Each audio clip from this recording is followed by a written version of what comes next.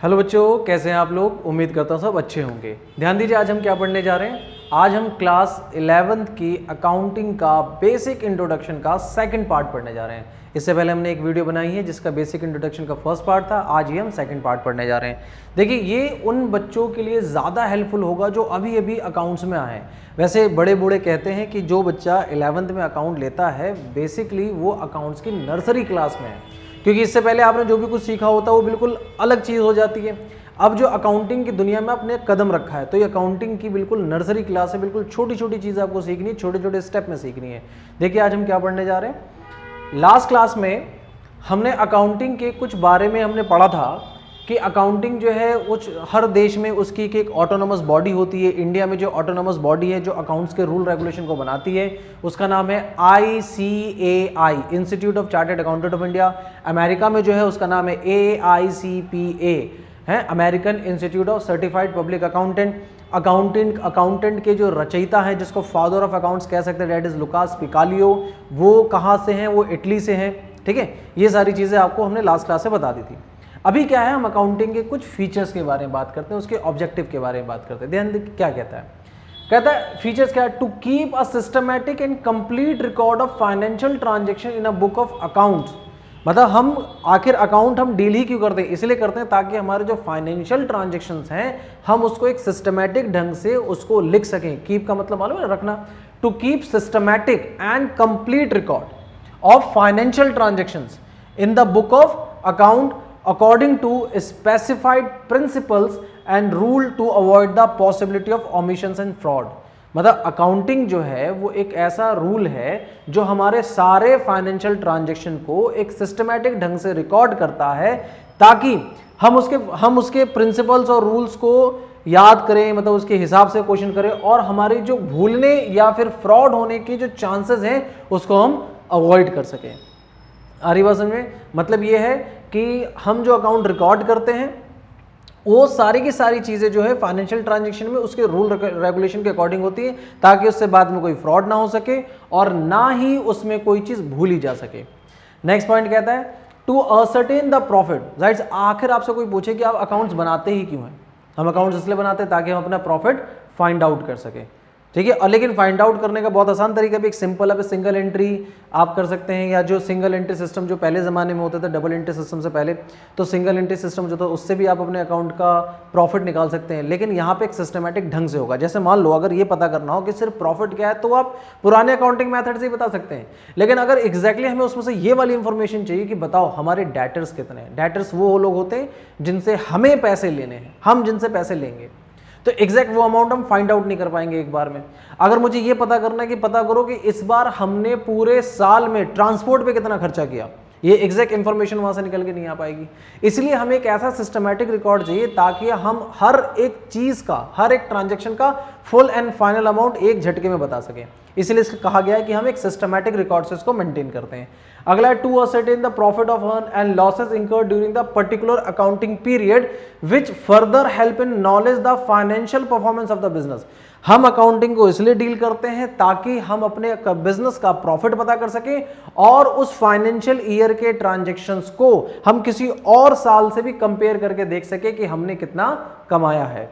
ठीक है, ये सब इसके फीचर्स हैं, ऑब्जेक्टिव्स हैं। फिर देखो, फीचर्स, ऑब्जेक्टिव, ये सारी की सारी चीजें लगभग 90% आपको सेम मिलेंगे। जो इसके फीचर्स हैं वही इसके मकसद है, मतलब जो इसका मकसद था वही इसकी क्वालिटी बन गई। तो फीचर्स भी लगभग वही होते हैं और ऑब्जेक्टिव भी लगभग वही होते हैं। इसी तरह एक कोई आइटम चेंज हो जाता है। ध्यान दीजिए, ये दो चीजें बेसिक बात थी। आगे इसका पॉइंट क्या बनता है? आगे पॉइंट कुछ इस तरीके से कहता है कि फाइनेंशियल पोजीशन, ये उसी पॉइंट का आगे का पार्ट है। अब देखो, आपसे बेसिक चीज पूछता है कि अकाउंटिंग में दो बातें और इंपॉर्टेंट आती है कि भैया बुक कीपिंग क्या होती है और अकाउंटिंग क्या होती है। मैं आपको एक कहानी मैंने लास्ट क्लास में बताई थी, मैं फिर बताता हूँ बुक कीपिंग क्या है। देखो, एक बिजनेसमैन है और बिजनेसमैन, याद करो मैंने 17th सेंचुरी 16th सेंचुरी की बात बताई थी कि जब दुनिया में बहुत ज्यादा बिजनेस एक्सपेंड होने शुरू हो गए, लोग एक कंट्री से दूसरे कंट्री में व्यापार करने लगे तो ट्रांजेक्शन्स ज्यादा होने लगी, ट्रांजैक्शंस रिकॉर्ड ज्यादा होने लगे। तो उन चीजों को एक सिस्टमैटिक ढंग से हमें रिकॉर्ड करने की जरूरत पड़ी। तब लुकास पिकालो साहब आए और उन्होंने एक सिस्टमैटिक रिकॉर्ड दिया हमें कि भाई इस सिस्टम से अगर हम काम करेंगे तो हमारे सारे ट्रांजैक्शंस रिकॉर्ड रहेंगे। अब हुआ क्या कि एक बिजनेसमैन है, उसने एक अकाउंटेंट रखा। अकाउंटेंट क्या, एक आम आदमी रखा, कहता है जो ट्रांजेक्शन होता है बस कागज पे लिखते चले जाओ, वो कागज पे लिखता चला गया। उसको कोई अकाउंट की कोई खास नॉलेज नहीं थी, उस पैसे पे बस इतना पता था कि भाई जैसे जो ट्रांजेक्शन होगा बस मुझे नाम के साथ लिख लेना है कि रोहन नाम का आदमी इतने पैसे लेके गया, शर्मा जी को मैंने इतने पैसे दिए, या पार्टी ए से पार्टी बी से पार्टी सी से इतने पैसे आए, बस वो लिखता चला गया। तो ये जो बुक कीपिंग होती है ना, ये बुक कीपिंग वही होती है, केवल आप एक रिकॉर्ड लिखते चले जाओ, इससे अकाउंटिंग का कोई लेना देना नहीं है। लेकिन जो अकाउंटिंग है वो प्रॉपर रूल रेगुलेशन के साथ होता है। जैसे आपने सुना होगा कि अगर आप में से कोई बच्चा ऐसा है जिनके पिताजी का अपना बिजनेस है, अपनी फैक्ट्री है, तो साल के एंड में एक चार्टर्ड अकाउंटेंट को बुलाते हैं या उनके पास जाते हैं अपने फाइल लेके, ताकि वो उस चीज़ को अच्छे से डील कर सके। तो ये उसकी श्रेणी में आ जाता है। और जो आपके ऑफिस में काम कर रहा होता है, जो केवल रिकॉर्ड कर रहा होता है, वो बुक कीपिंग में आ जाता है। जरा इसके डिफरेंस को देख लें, 3 नंबर का क्वेश्चन आता है, ये difference between book keeping and accounting. देखिए क्या है, it is the recording face of accounting system. ये क्या है, केवल एक रिकॉर्डिंग फेस है, ये केवल एक रिकॉर्डिंग फेस है, बस कुछ नहीं करना, जो ट्रांजेक्शन हुए उसको रफ कॉपी में लिखते चले जाना है, ये हमारा बुक कीपिंग है। अगला क्या कहता है, लेकिन अकाउंटिंग क्या है, it is a summarising phase of the accounting system. मतलब अब जैसे वो जो जूनियर अकाउंटेंट होता है जो केवल रिकॉर्ड करता रहता है, उसने तो केवल एक कागज पे लिख दिया। जब सीनियर अकाउंटेंट आएगा क्या करेगा, उसमें से एक नेचर के अकाउंट जो है ना उसको अलग करके छांट लेगा, एक नेचर के। जैसे मतलब कोई रेवेन्यू नेचर का होता है, कोई कैपिटल नेचर का होता है, कोई सैलरी से रिलेटेड एक्सपेंसेस हैं, कोई कमीशन से रिलेटेड एक्सपेंसेस हैं, मतलब जो जिस रिलेटेड एक्सपेंसेस हैं उसको वो अलग अलग कर लेगा और एक जगह समराइज करेगा। मतलब सैलरी वाले एक जगह, कमीशन वाले खर्चे एक जगह, रेंट वाले खर्चे एक जगह, रॉ मटेरियल वाले खर्चे एक जगह। तो जो जूनियर अकाउंटेंट है उसको इतना नहीं पता होता, वो केवल रिकॉर्ड करता चला जाता है। सीनियर अकाउंटेंट आता है, उसको अलग अलग रिकॉर्ड में मेंटेन कर लेता है। आगे क्या कहता है, जो बुक कीपिंग है it is a primary stage. जो बुक कीपिंग है वो प्राइमरी मतलब इनिशियल लेवल है। जाहिर सी बात है, वो जो व्यक्ति है वो क्या कर रहा है, जो रफ कॉपी पे लिख रहा है, सारे ट्रांजैक्शन जो हो रहे हैं बस केवल लिखता चला है। तो ये पहला स्टेप हुआ, रफ कॉपी पे लिखते चले जाओ। तो it is a primary stage of basic for accounting. और ये क्या है, अकाउंटिंग क्या, it is the secondary stage. जो रफ कॉपी पे लिखा गया है वो उसके बाद असल काम शुरू होता है, जो उससे रिलेटेड रजिस्टर या रिलेटेड लेजर्स में उसको पोस्ट किया जाता है। तो it is a secondary stage which begin where the book keeping process end. मतलब जहां पे बुक कीपिंग खत्म होती है वहां पे अकाउंटिंग शुरू होती है। जहां पे बुक कीपिंग खत्म होती है वहां पे अकाउंटिंग शुरू होती है। मतलब बुक कीपिंग वो केवल रिकॉर्ड करके दे दिया, हाँ जी सर ये आज पूरे दिन भर का रिकॉर्ड है। अब अकाउंटेंट उसको उसके सिस्टमैटिक ढंग से उसके लेजर के अनुसार उसको नोट करता चला जाएगा। इसलिए कहा गया कि जहां पे बुक कीपिंग खत्म होती है, बुक कीपिंग एक प्राइमरी स्टेज है, अकाउंटिंग सेकेंडरी स्टेज है। तो जहां बुक कीपिंग खत्म होती है वहां पे अकाउंटिंग स्टार्ट होती है।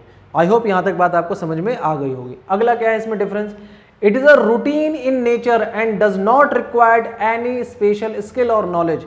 ये एक रूटीन वर्क है, मतलब डेली उस व्यक्ति को वही काम करना जो रफ कॉपी पे लिखता चला जाता है, वो डेली बस रिकॉर्ड करता जाएगा और इसके लिए कोई खास नॉलेज, खास डिग्री, स्पेसिफिक नॉलेज की कोई जरूरत नहीं है। बस जो ट्रांजैक्शन हो आप लिखते चले जाओ। उसको समझ में नहीं आएगा इसका क्या नेचर है, कितने नेचर में एक्सपेंसेस डिवाइड हुए हैं, वो क्या करेगा, केवल लिखता चला जाएगा। इसलिए कहा गया it is a routine in nature and does not required any special skill और नॉलेज। कोई स्पेशल स्किल और नॉलेज की जरूरत नहीं है, ठीक है। तो यहां पे ये सारी बातें से बताई गई कि कोई स्पेशल नॉलेज नहीं। लेकिन अकाउंटिंग के लिए तो स्पेशल नॉलेज चाहिए। देखिए it is analytical in nature and required special skill of knowledge.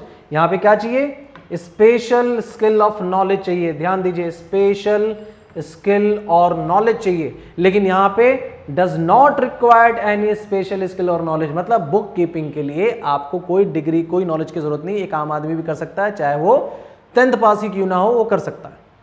लेकिन जो अकाउंटिंग है उसके लिए एक स्पेसिफाइड पर्सन चाहिए जिसके पास अकाउंट की कोई डिग्री हो या अकाउंट में उसको स्पेसिफाइड नॉलेज हो, लाइक चार्टर्ड अकाउंटेंट, लाइक कोई भी ऐसा व्यक्ति जिसने बीकॉम वगैरह कर रखी हो, वो इस चीज में माहिर होता है कि वो इस चीज को रिकॉर्ड कर सकता है। तो बुक कीपिंग के लिए हमें किसी तरह के नॉलेज की जरूरत नहीं होती, लेकिन अकाउंटिंग के लिए हमें नॉलेज पर्सन की जरूरत होती है। आगे, it is done by the junior staff. देखो जो मैंने कहानी बताई थी कि जो आम आदमी 10th पास हो तो भी कर सकता है, उसको जूनियर स्टाफ कहा गया। It is done by the junior staff called book keeper. मतलब जो बुक कीपिंग करता है उसको हम क्या कहते हैं, बुक कीपर कहते हैं, ये जूनियर स्टाफ है। लेकिन it is done by the senior staff called accountant. जो अकाउंटिंग करता है, अकाउंटिंग वो कौन होता है? अकाउंटेंट होता है। अच्छा, इसमें भी एक चीज आपको मैं क्लियर कर दूं, ये जो काम करता है वो अकाउंटेंट होता है, और क्या होता है? एक चार्टेड अकाउंटेंट होता है। चार्टेड अकाउंटेंट लोग अपने यहाँ हायर भी करते हैं अपने पास काम करने के लिए। तो ये एक्चुअली सीनियर अकाउंटेंट जो होता है वो चार्टेड अकाउंटेंट ही होता है। तो ये बुक कीपर कौन करता है? जूनियर अकाउंटेंट, और आगे की जो कार्रवाई होती है वो कौन करता है? सीनियर अकाउंटेंट, जिसको हम चार्टेड अकाउंटेंट कहते हैं। अगला क्या है? It does not give the complete picture of the financial condition of the business unit. मतलब अगर ये जूनियर अकाउंटेंट जो है, इस जूनियर अकाउंटेंट ने जो बुक कीपिंग करके दी, ये पूरे बिजनेस की सच्चाई नहीं बताता। इससे पूरे बिजनेस का कंप्लीट पिक्चर बाहर नहीं आता कि बिजनेस में कितने एसेट्स हैं, बिजनेस में कितनी लायबिलिटीज हैं। अब कुछ बच्चों को लग रहा होगा ये एसेट लायबिलिटीज पता नहीं क्या है, तो बेटा ये बेसिक चीजें। एसेट्स का मतलब होता है संपत्ति। बिजनेस में संपत्ति, जैसे मेरे लिए जमीन मेरे लिए प्रॉपर्टी है, वो संपत्ति है। लैंड मेरे लिए प्रॉपर्टी है, वो संपत्ति है। बिल्डिंग है, मशीनरी है, ठीक है। डेटर्स हैं, डेटर्स वो आदमी भी थोड़ी देर पहले बात की थी, वो आदमी जिससे मुझे पैसे लेने, ये सब बिजनेस की हमारी प्रॉपर्टीज हैं।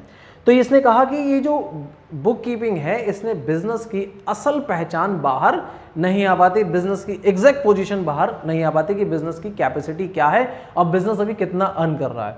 लेकिन जब एक अकाउंटेंट जब उस बुक कीपिंग वाली चीजों को अकाउंटिंग फॉर्म में लेकर आता है, रिकॉर्ड करता है, तो it gives the complete picture of financial condition of a business unit. ये पूरे बिजनेस का एक फाइनेंशियल पोजीशन, यानी जिसको कहते हैं ना कि पैसों में कितनी औकात है, ये पैसों की औकात बता देता है कि ये बिजनेस के अंदर कितना पैसा है, कितनी अर्निंग है, कितनी एसेट्स हैं, कितने लायबिलिटी हैं, और ये अपने शेयर्स होल्डर को, यानी जो बिजनेस में इस बिजनेस जिन्होंने पैसा लगाया है उनको कितनी अर्निंग दे सकता है, अर्निंग कैपेसिटी पता चल जाती है।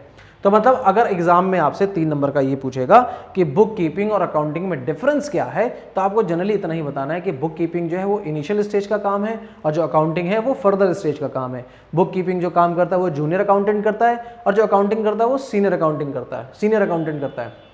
इसमें केवल चीजों को रिकॉर्ड किया जाता है और इसमें समराइज और एनालाइज किया जाता है।